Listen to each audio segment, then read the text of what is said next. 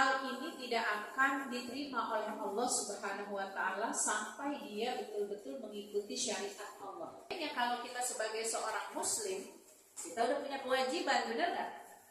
Ya, mau ngomong kayak apa, saat kita memilih diri kita sebagai seorang Muslim, kita sudah akil, kita sudah baligh, gitu ya, maka punya kemampuan ini bisa mengarah pada hal yang wajib.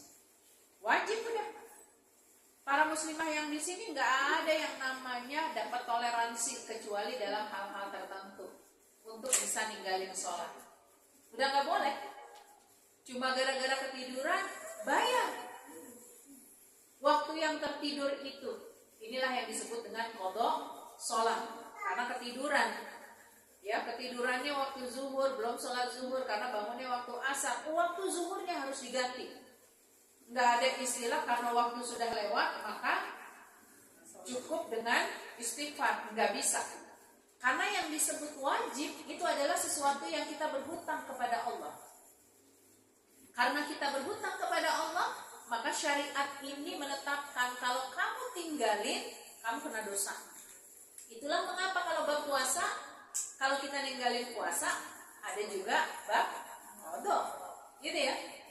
Walaupun sampai tahun berikutnya, 2 tahun berikutnya belum bayar, tetap wajib bayar. Gitu. Enggak dianggap lunas begitu aja. Nah, itulah yang dimaksud dengan bentuk peribadahan. Jadi peribadahan itu adalah, ya kita lihat, kalau di dalam surat An-Nahl ayat 36, di situ disebutkan wajtanibut taghut. Apa sih yang dimaksud dengan taghut? Taghut itu secara bahasa artinya adalah berhala. Tapi pada hakikatnya saat ini kita insya Allah ya atas izin Allah jauh dari menyembah berhala secara fisik. Ya, karena kalau di masa Rasulullah SAW sebelumnya lagi itu kebiasaan masyarakatnya dengan apa? Menyembah berhala. Makanya sebelum Ka'bah itu dinobatkan sebagai kiblatnya umat Islam, di dalam Ka'bah itu banyak banget berhala. Ada kurang lebih 366 berhala di dalam Ka'bah yang kemudian dihancurkan. Ya. Jadi yang disebut taghut secara hakikinya memang berhala.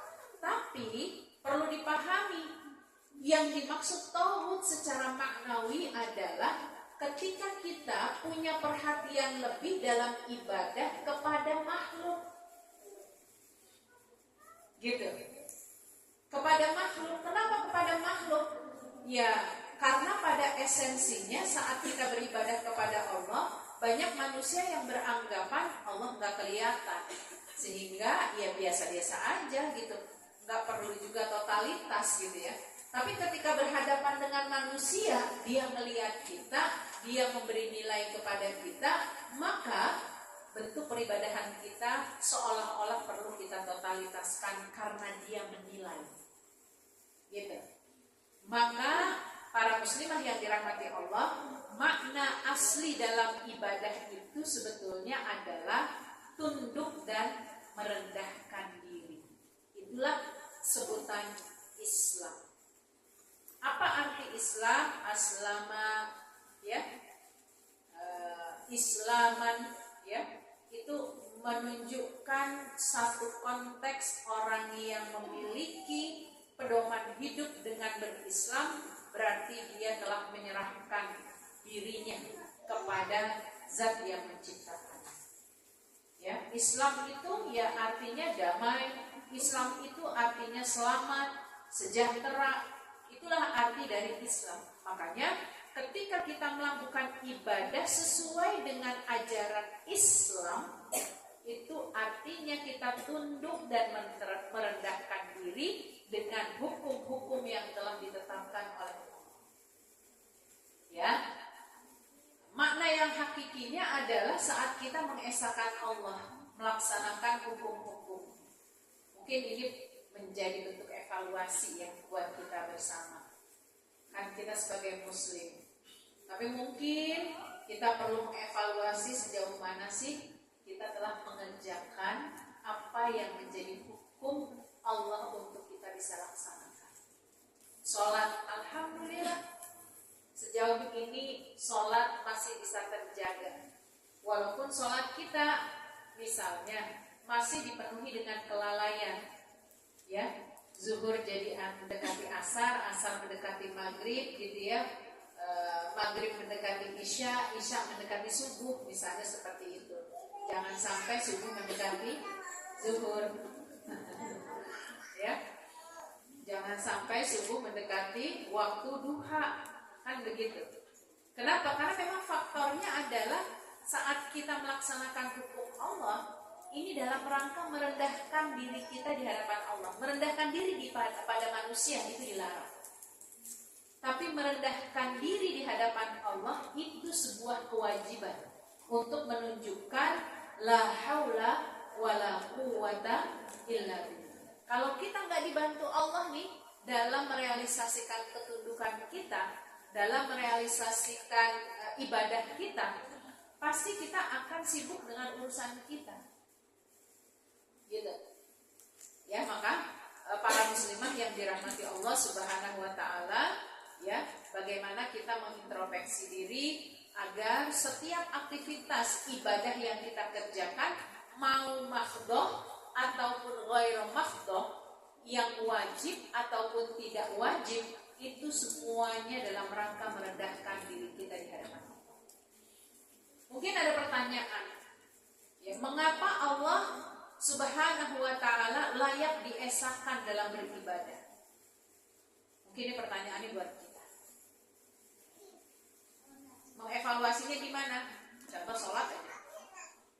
Karena satu-satunya ibadah yang secara langsung kontak tanpa ada jeda apapun itu adalah sholat. Kalau lagi puasa bisa nggak ngerjain macam-macam? Bisa. Kalau lagi berzakat bisa nggak ngerjain macam-macam? Bisa. Kalau lagi berhaji apalagi, gitu ya. Tapi kalau lagi sholat kita nggak bisa nyambil. Ya, lagi sholat rakaat pertama berhenti dulu, matiin kompor misalnya gitu ya, masuk lagi untuk sholat. Berarti menunjukkan sholat adalah faktor utama yang menunjukkan ketundukan kita kepada Allah. Sehingga ayatnya jelas, ya, apa ayatnya? Inna sholata tanha anil fahsyai wal munkar. Kalau orang yang sholatnya memang benar dalam keadaan tertuntun dengan hukum-hukum yang baik, maka dirinya akan terhindar dari perbuatan-perbuatan tercela. Termasuk apa? Menyekutukan Allah, gitu. Karena orang yang ketika dia sedang sholat, dia menghadirkan Allah di setiap sisi gerakannya, di setiap sisi lisan yang keluar dari doa-doanya. Karena itu yang disebut dengan sholat secara bahasa artinya doa. Sehingga lagi baca surat tertentu itu adalah permohonan kita kepada Allah. Gerak tertentu itu adalah doa kita kepada Allah. Maka kenapa dalam sholat itu diminta untuk khusyuk? Karena kita sedang meminta. Walaupun lisan kita bukan sedang berdoa, tapi gerakan dan lisan kita secara bahasa sholat itu adalah doa. Berarti para muslimah yang dirahmati Allah, kenapa kita perlu mengesahkan Allah di dalam setiap ibadah kita? Sesuai dengan ayatnya surat 22 tadi. Ja'ala lakumul arda, gitu ya. Ja'ala lakumul arda. Kenapa? Allah telah menciptakan bumi untuk kalian mendapati fasilitasnya. Jadi Allah Maha Pencipta. Dari semua apa yang dibutuhkan manusia, Allah memberikannya. Termasuk manusia itu sendiri diciptakan oleh Allah. Makanya jangan sombong, istilah orang Betawi begitu. Yang nyiptain Allah, yang ngasih tempat tinggal Allah, yang ngasih keturunan Allah, yang ngasih rezeki Allah, begitu ya. Maka apalagi yang perlu kita sombongkan dengan apa yang kita punya. Itulah mengapa di ayat-ayat ini diingatkan disebutkan dalam tafsirnya, mengapa kita perlu mengesahkan Allah? Karena kita harus merenungi Allah mewajibkan kita untuk menyembahnya. Kalau kita sesama manusia biasanya suka ada pengingatan dengan cara ngancem. Kalau kamu nggak ngelakuin ini, maka silahkan cari kantor lain, misalnya gitu. Allah sudah ngingetin, tapi karena nggak cash and carry hukumannya, kita sering lalai. Beda dengan hukuman yang diterima oleh manusia kepada manusia secara keumuman. Seorang ibu kepada anak, gitu ya. Kalau kamu nggak ngerjain ini, mama nggak mau ngasih uang jajan. Langsung dieksekusi. Tapi ketika kita melalaikan nilai-nilai ibadah, kita lupa. Satu waktu Allah bisa menarik nikmat yang Allah sudah kasih kepada kita. Maka di sini alladzi ja'ala lakumul ardha. Apa firasy? Allah udah kasih kamu tuh bumi, dibentang sama Allah. Mau kamu kemana aja kamu bisa ngerasain. Saya punya sahabat ya, dilalahnya dia punya cita-cita yang sangat tinggi pada saat dia SD. Gue pengen banget ya ngelilingin dunia gitu ya. Itu dari SD tuh udah punya niat yang seperti itu. Sampai dia bekerja keras luar biasa, dan alhamdulillah atas izin Allah dia memiliki kesempurnaan harta, gitu ya. Nggak ada belahan dunia yang belum dia kunjungi, bukan wilayah ya, tapi misalnya Eropa, gitu ya. Kemudian di Cina, misalnya seperti itu. Itu semua sudah dia kunjungi. Nah, disitulah ternyata Allah kasih kasih kesempatan dia mendapatkan hidayah, melihat tanda-tanda kekuasaan Allah lewat bumi. Ya, padahal ketika dia punya cita-cita di SD, di SMP, di SMA, boro-boro katanya sholat gue ingat di sholat, kalau enggak ya bodo amat gitu. Sampai kuliah pun dia enggak.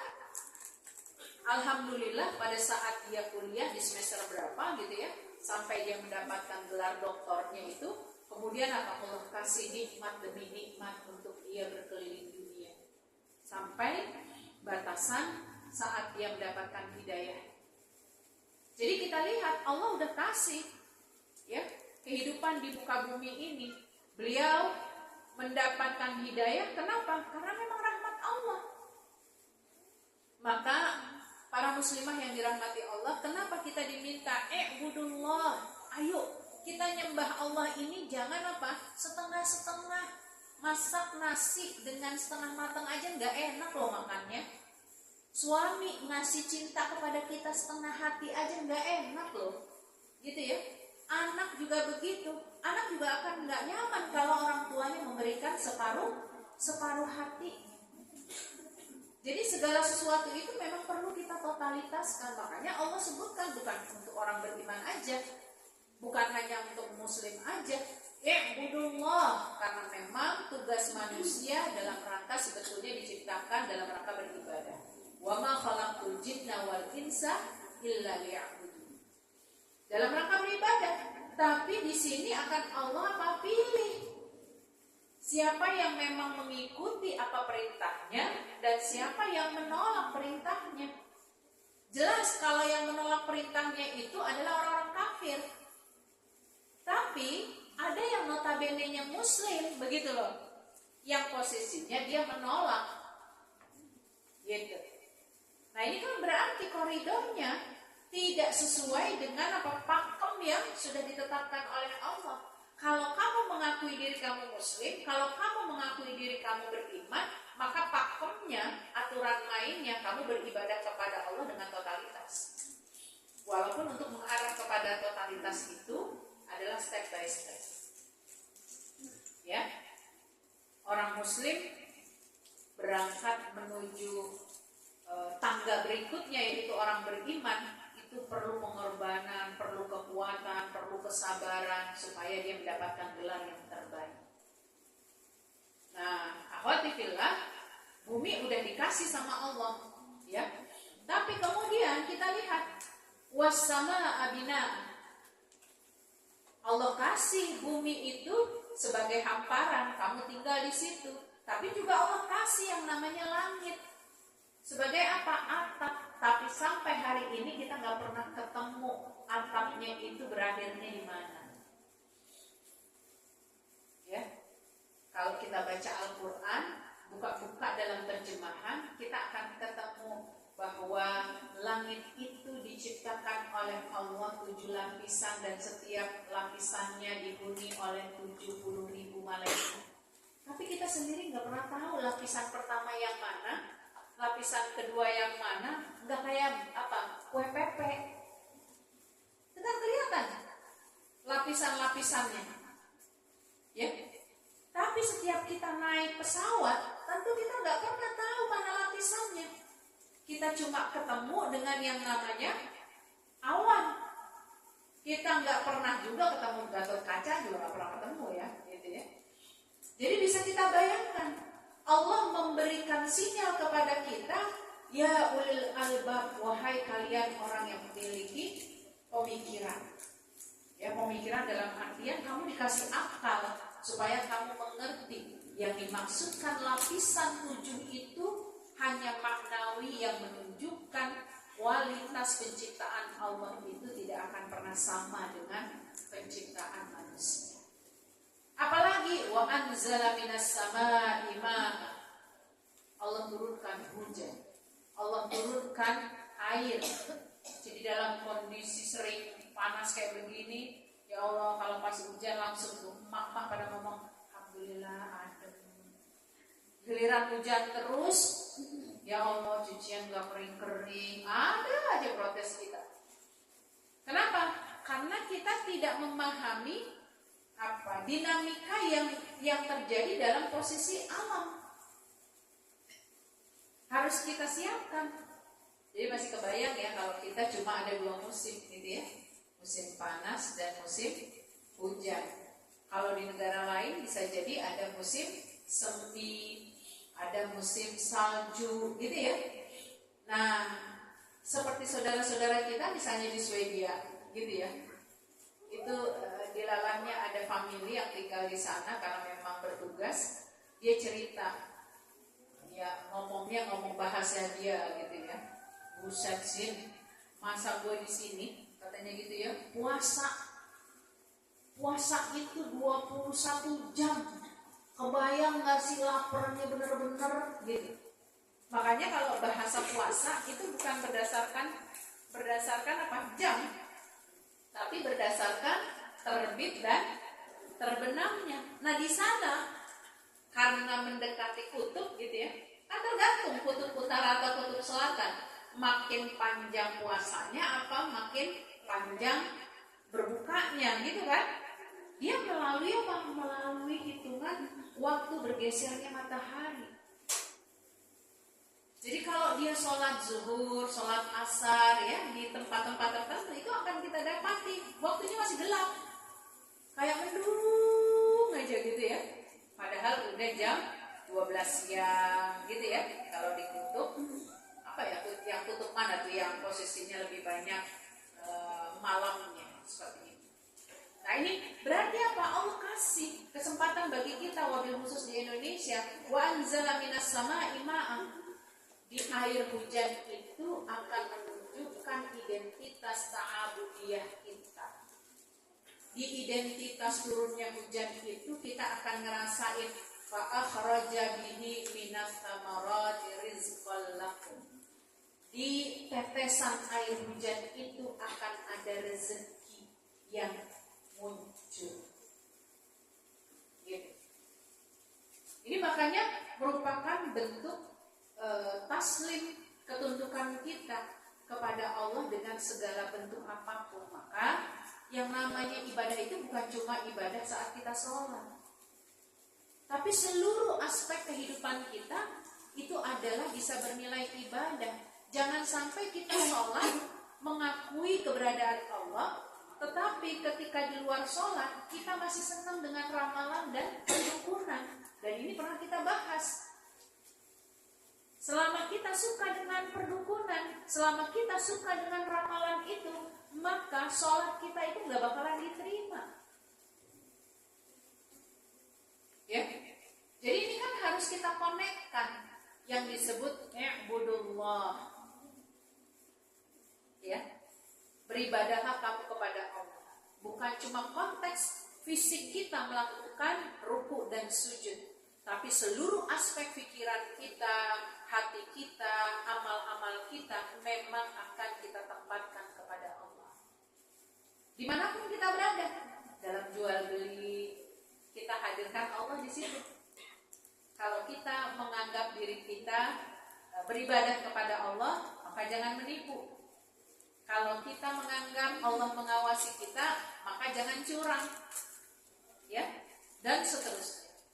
Kenapa? Inilah yang dimaksud dengan bentuk ibadah ketundukan tanpa kita menghilangkan hukum-hukum yang telah ditetapkan oleh Allah dan Rasul.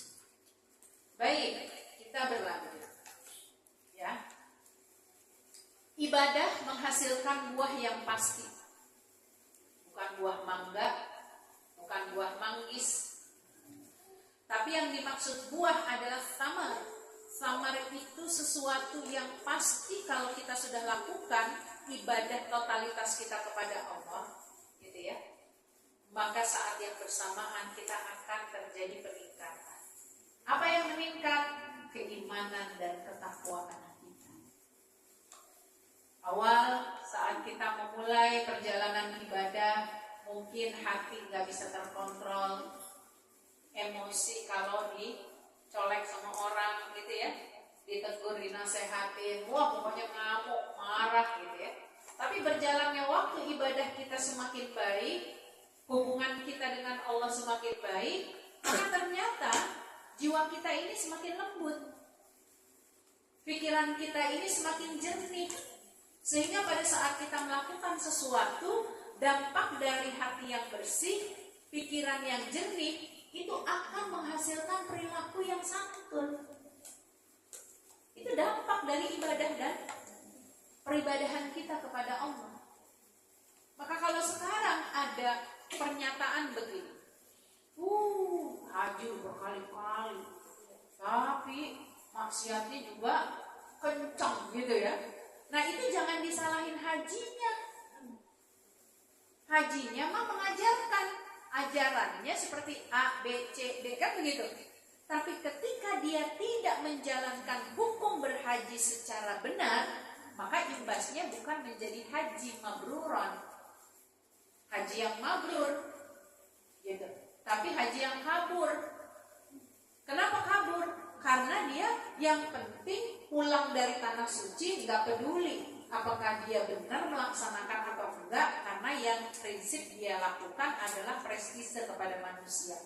Pulang dari tanah suci, orang akan memanggil dia Pak Haji, Bu Haji.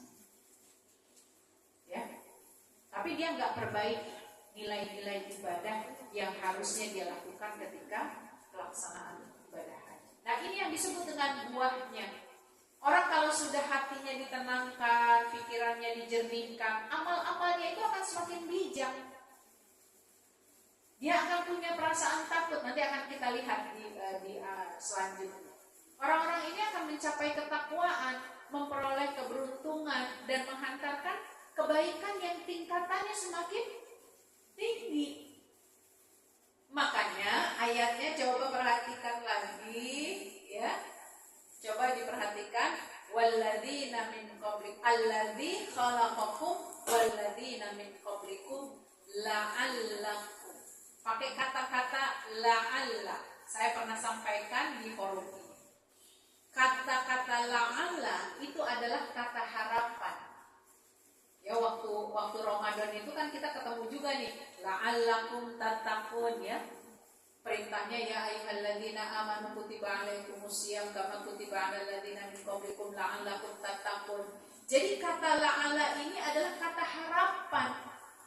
Harapan yang diminta oleh Allah dikerjakan oleh hamba-hambanya. Kenapa? Karena pekerjaan yang dilakukan itu bisa jadi mustahil kalau bukan karena anugerah Allah mereka ngedapetin hidayah. Ya. Jadi contoh begini. Kata-kata la ala ya Allah, kalau aja saya punya uang 4M. Amin. Gitu ya. Jumat loh. Kita kan nggak tahu dari mana-mana. Gitu ya. Ya Allah, kali aja saya bisa beli rumah jadi nggak kontrak lagi, saya bisa menghajikan orang tua, saya bisa berhaji bersama suami dan anak-anak, saya bisa berzakat, saya bisa bersedekah. Itu adalah harapan, benar nggak? Tapi kalau cuma omong begini, ya Allah, kalau saya punya uang 4 miliar, tapi saat itu lagi nganggur, itu namanya harapan yang nggak diikuti dengan ikhtiar, kan gitu. Tapi kalau seseorang itu bekerja, sekalipun pekerjaannya itu boleh dikatakan tidak menghasilkan sesuatu yang banyak gitu ya. Ini banyak kejadian yang bisa kita ambil pelajaran. Orang-orang yang di desa, dia cuma pemulung, dia cuma penarik beca, tapi dia bisa loh berangkat haji, ngumpulin uangnya 15 tahun gitu. Ternyata dia sabar untuk bisa mendapatkan kebaikan dalam beribadah. Kadang-kadang kita berpikirnya mau umroh aja gak punya duit. Ya memang gak punya duit kalau pengen langsung ada. Tapi kan memang harus dia apa? Dikumpulkan. Siapa yang bisa memberangkatkan? Ya Allah. Makanya di sini kata-kata la'alla, satu hal yang mustahil dan hanya prediksi menurut kita. Namun Allah memberikan penguatan untuk kita selalu berpikir, gitu ya, merenungkan dan menghadirkan ketakwaan. Jadi seolah-olah memiliki arti apa? Lakukanlah hal itu oleh kalian sambil terus berharap bahwa kalian akan mendapatkan ketakwaan. Berarti kalau saya lebih mendefinisikan, yuk dalam beribadah memang Allahumma paksain aja. Ya, walaupun awal-awalnya berat, walaupun mungkin awal-awal kita nggak punya ilmu, mungkin awalnya kita nggak ikhlas, tapi ketika kita melewati step by step dalam beribadah, itu ketenangan akan didapati atas anugerah Allah. Jadi semua ketenangan kita dalam beribadah, ketundukan kita dalam beribadah, mungkin diantara kita coba renungin berapa kalikah kita menangis ketika sedang sholat.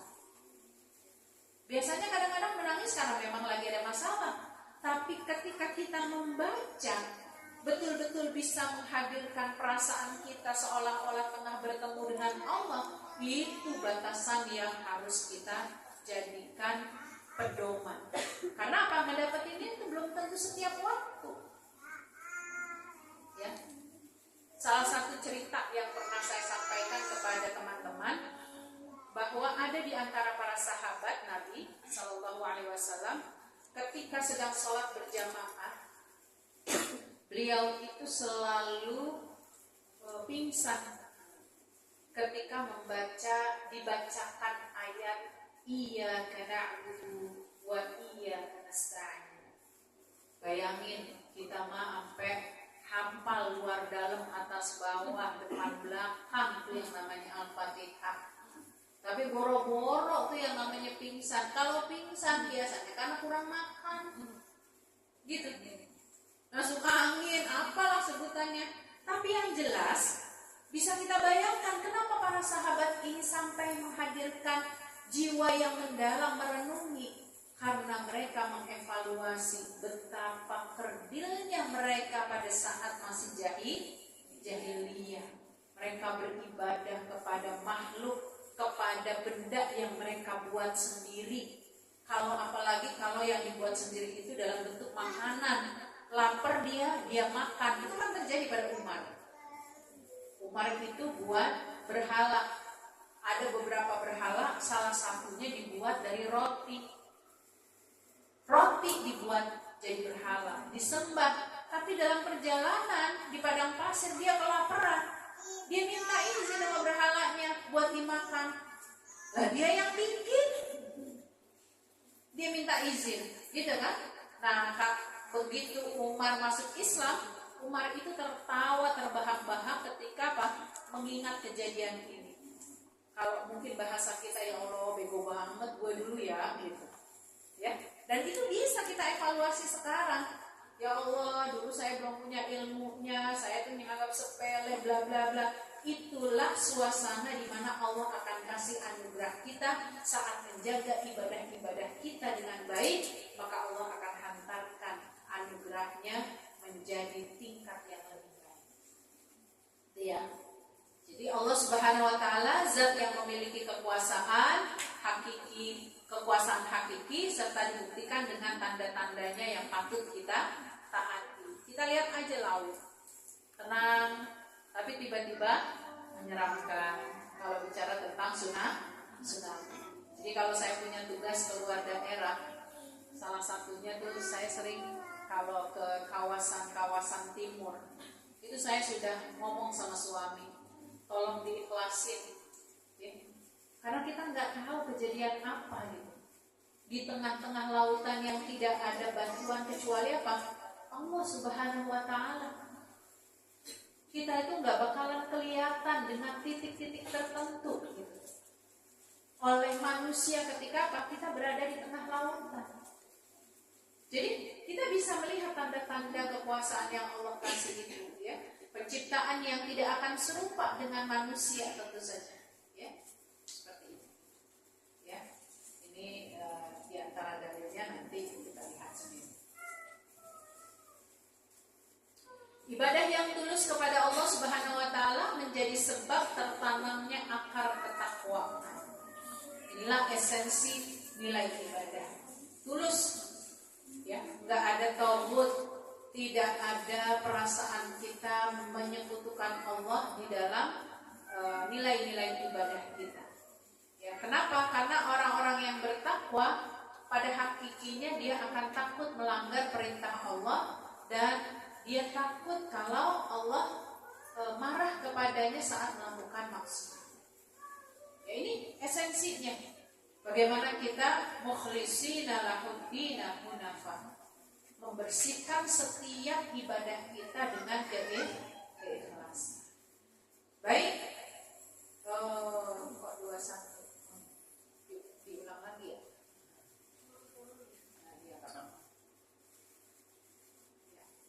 Yang ke-23, wa in kuntum fi raibin mimma nazzalna ala 'abdina fa'tu bi suratin min mithli wad'u syuhadaakum min dunillah in kuntum shadiqin. Jika kamu meragukan Al-Qur'an yang kami turunkan kepada hamba kami, yaitu melalui perantara Muhammad SAW, maka buatlah satu surah semisal dengannya dan ajaklah orang penolong-penolongmu selain Allah jika kamu orang-orang yang benar. Fa illam taf'alu wa lam taf'alu fattaqun nar allati waquduhan nasu wal hijarah uiddat lil kafirin. Jika kamu tidak mampu membuatnya dan pasti tidak akan mampu, maka takutlah kamu akan api neraka yang bahan bakarnya manusia dan batu yang disediakan bagi orang-orang kafir. Jadi di ayat 21 Allah memerintahkan ibadah kamu kepada Allah. Poin kedua, ya, di ayat 22 Allah memperlihatkan kenapa kamu perlu beribadah kepadaku, karena aku fasilitasi semua apa yang menjadi kebutuhanmu. Kira-kira begitu, ya. Nah, poin ketiga di ayat 23 ini Allah memberikan celaan. Kenapa? Ternyata ada orang-orang kafir termasuk orang-orang munafik, ketika Allah sudah sodorkan itu, dia menolak untuk beribadah. Bahkan menyein Rasulullah SAW. Kalau apa yang dibawa oleh Rasulullah SAW, yaitu Al-Quran, itu cuma perkataannya semata. Itu cuma syair-syair yang dibuat. Maka di ayat 23 ini Allah langsung menantang. Apa yang Allah tantang? Kalau kamu menganggap Al-Quran ini adalah adalah sesuatu yang bukan dari wahyuku, maka buat satu surat yang seperti apa yang ada di dalam Quran. Satu aja, nggak sampai diminta 6 ribuan sebagaimana ayat yang terdapat di dalam Al-Quran. Diminta satu aja, tapi ternyata mereka nggak bisa, nggak pernah nyambung dengan apa yang mereka dapati dalam Al-Quran. Tapi begitu mereka pun nggak nyambungin tentang ayat yang mereka buat, gitu ya, syakir atau apalah yang mereka buat, tapi mereka apa? Karena punya kesombongan yang sangat besar, mereka tetap mempertahankan egonya. Enggak, kok pokoknya tetap nggak percaya, gitu. Jadi ketidakpercayaan mereka ini didasari oleh kesombongan, bukan karena apa? Mereka itu ingin mendapatkan hidayah. Kan banyak ya orang-orang sombong seperti ini, udah ketahuan salah aja, tapi tetap seolah-olah mengakui seolah-olah dirinya benar. Nah ini masa di zaman Rasulullah SAW, orang itu mengaku bahwa Nabi Muhammad membawa wahyu palsu, bla bla bla bla. Kalau kayak gitu coba deh dibuatin. Ternyata mereka nggak bisa. Sudahlah mereka nggak bisa, apa yang dilakukan? Mereka itu justru mencela. Celaan inilah yang akhirnya membuat mereka mereka itu tetap membersamai berhala mereka yang akan dimasukkan oleh Allah ke dalam api neraka. Jadi intinya apa? Mereka itu ingin ngajak berantem Allah. Hakikinya begitu, karena kesombongan mereka, ya mereka mencoba untuk apa? Ngeles. Kalau mungkin bahasa kita sekarang tuh ngeles sebenarnya. Padahal mereka tuh udah jelas-jelas salah. Gitu. Tapi mereka ngeles, maka ngelesnya mereka ini apa kata Allah? Ya di dalam ayat yang terakhir, silahkan, ya masuklah kamu ke dalam api neraka yang bahan bakarnya adalah dari dirimu dan juga kayu bakar. Ya. Manusia itu sendiri dan juga kayu bakar. Jadi kita lihat bahwa kesimpulannya kalau kita tengah melaksanakan ibadah di hadapan Allah, gitu ya, pasti ada tantangan-tantangan yang kita hadapi. Orang ingin menjadi baik aja, yang sebelumnya dia berawal dari ketidakbaikan, itu nggak gampang banget. Ya, sering kan kita dihadapi gini, gile, sejak kapan loh, gitu ya? Ini pantesan hujan gitu ya. Padahal hujan nggak dikaitkan dengan kebaikan seseorang gitu ya, nggak dihadirkan dengan perubahan seseorang gitu. Tapi dampaknya ketika orang dalam posisi ditegur terus gitu ya, maka akan membuat dirinya bisa jadi futur ya, bisa jadi tidak siap. Tapi ada juga orang yang tetap istiqomah walaupun tantangan itu harus dia hadapi. Maka para muslimah terakhir, jagalah ibadah-ibadah kita, bukan hanya sekedar ibadah secara hakiki, tetapi ibadah secara maknawi inilah yang akan menghadirkan kita untuk bisa menghadirkan keimanan kita, walaupun pada saat ini banyak banget kriteria ibadah yang dinilai oleh manusia bagian dari agama. Wallahu a'lam bishawab. Assalamualaikum warahmatullahi wabarakatuh.